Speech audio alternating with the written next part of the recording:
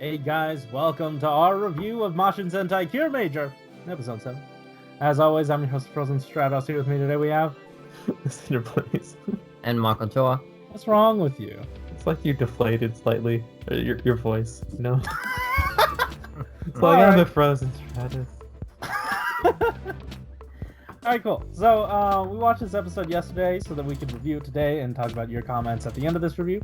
But before that, yeah, let's get to our thoughts on it. And again, what a wonderful episode.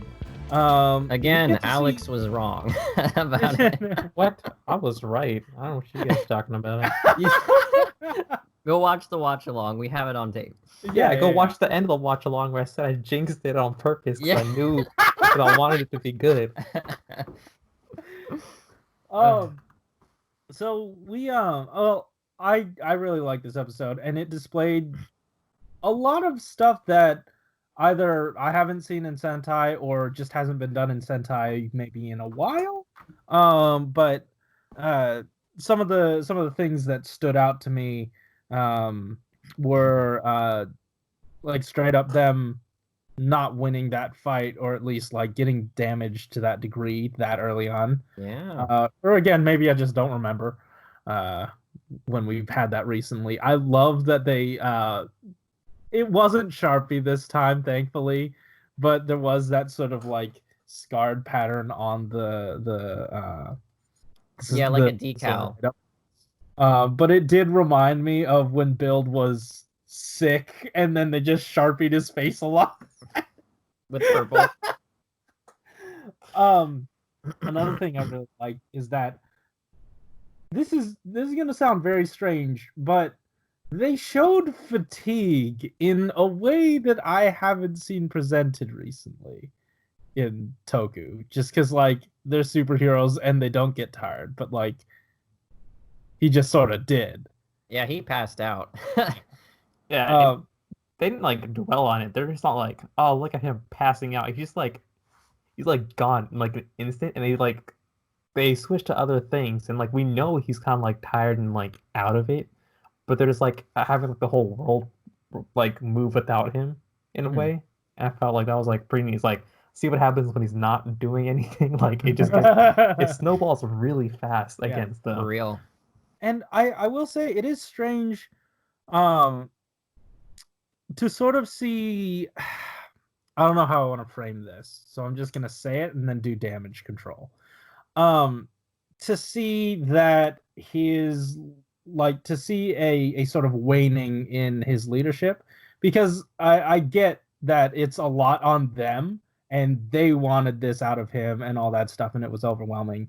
But in terms of like leadership, he didn't really set his own limits and tell them no or do any of that stuff. But I suppose that's part of like the learning process. It's personality type, yeah.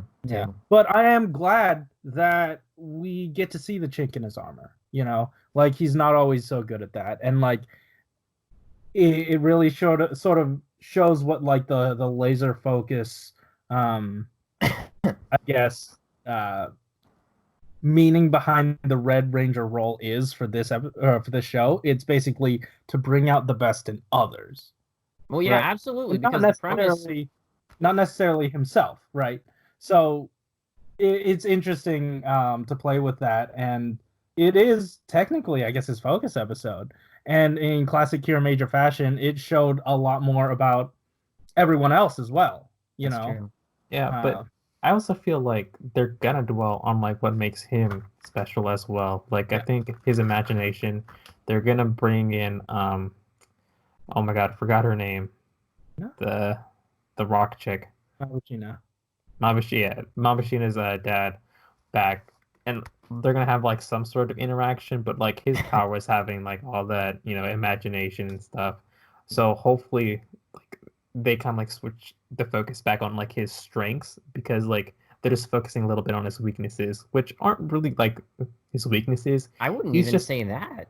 I think, well, yeah, definitely his weaknesses, but also the weaknesses in a sense of the rest of the team not coming to the realization that they're pounding him over the head. Like, sure, but like we've been like these past few episodes saying like, oh yeah, he's a great leader, he can do this, that, but he did not rein them in. He did not set his limits. He did not say, hey, this isn't what we're doing. I think that was the premise, though, Corey. Like, no, yeah, from that's the what I'm very saying. start, we knew that everybody else kind of looked down on him, like at the very beginning, because who is this guy? You know, we've got the track runner girl, we've got the movie star, we've got the doctor, we've got the gaming genius or whatever, and everybody had all those things to come to the table. We had to set up Red to like prove himself, right? So he's already at a kind of a lower place than them in a lot of ways, and we've established that. So it's like that's why they're training him, right? They want him to be a better Red, but they're doing it like they're going overboard.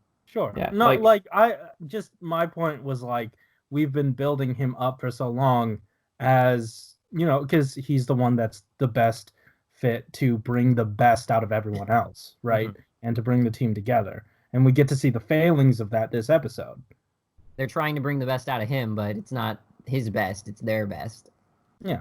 Yeah, like that's one thing I was kind of like confused about, because like basically Blue's kind of trying to bring him up to his level of swordplay, and like Gale's trying to make him, you know, a sharpshooter like him, and it's like those are your guys' specialties. Like, don't expect him to like really match you in any of those regards, but they're kind of like pushing him to be like the best, like at everything, when that's not what he's supposed to be really doing. Yeah. And I like the sort of message it. I mean, eventually it's going to say, and it's probably going to be something like, you don't have to be anyone else to be your best self. You just have to be yourself, right? Yeah. Yeah. Another thing I really liked about this episode was the treatment of the sibling rivalry. Oh my god! Like, it's not the first time we've had siblings like this, but it's very rare that they're fleshed out to this degree. Especially when they're like the minion level guys. They're the monster of the week, right? This isn't even like the mid-level boss that's getting this development. These are monster of the weeks that are getting that kind of like treatment. It was like, wow, these guys have characters. They're not just a goof. Yeah, it was fun. Yeah. Like them fight, like, you know, like petty kids. I just found that just so like entertaining. Yeah. And then when Garza kind of like snaps at one of them, and we find out that it's like because they're just weak, I was just like, that was like the little twist I kind of liked. If it was just like the whole like little brother like thing that's just kind of getting to his head, I honestly would have been on board with that too. But like he feels cheated, not because like just because he's like born younger, like that's a part of it, but like he's like he thinks he's so good, like, and he's getting treated like as less than someone else, and that's what's getting under his skin. So that was pretty neat. I didn't expect him to poison the other dude though. That was pretty brutal. I honestly thought like I thought it was strange, like the twist. Like I like the setup of it. I like the intent of it. But I didn't think that we were able to see that the cold guy was any worse or better than the fire guy. He seemed better at the beginning, so I don't know why he wouldn't have sided with him anyway. But I don't know, like that's just a tiny nitpick in a sea of very good episode. So that was really cool to touch on. And by the twist. And on top of that, like anytime they're bringing in the actual bad guy Zord, we get a pretty good like snapshot of how it scales against the Zord or the main Zord, and it's like pretty much even. And when you have an extra thing backing it up, like truly backing it up, instead of like last time when it got in the way, you could do some serious damage. So we are getting a very big threat level. I mean, they were sort of hindered just because Judo was out of commission, but I don't know. I think the scaling with that and the tension it builds is continuing to be very consistent, very good, and it's a good sort of level to oppose them at. Like, we don't have to like dumb down the villain. Yeah. In a way. Yeah, hopefully Denno saves him next week. Fingers crossed they don't die. Yeah. But yeah, overall, really good episode.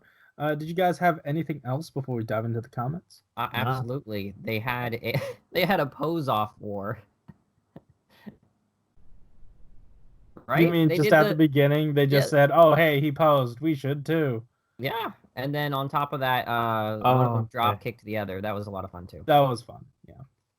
All right, cool. Drop kicks for everyone, guys. Yuki Miyazaki says, "This series really grabbed me in terms of character growth. The main cast just kept getting better and better. Also, not feeling left out. Garza became such a fascinating villain so far with how twisted his goals really are. At first, we only thought his reason to become bad was his jealousy toward his brother, but it's more than that. Overall, pretty good episode.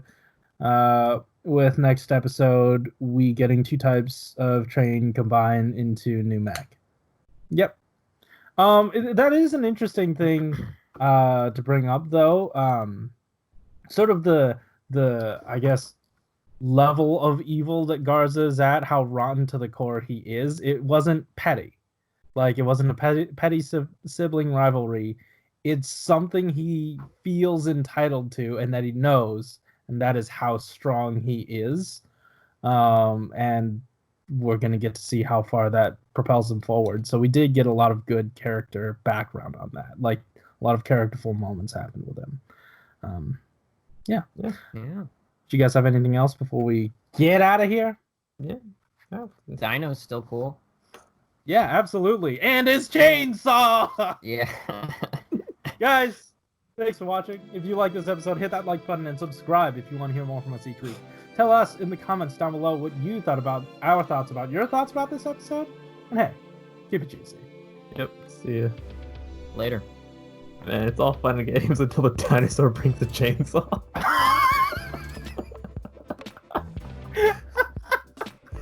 Like, no joke. Like, that fight was pretty even. They start swinging that shit around. You're just like, oh no. Got him on the knees, dude. The knees. It was great.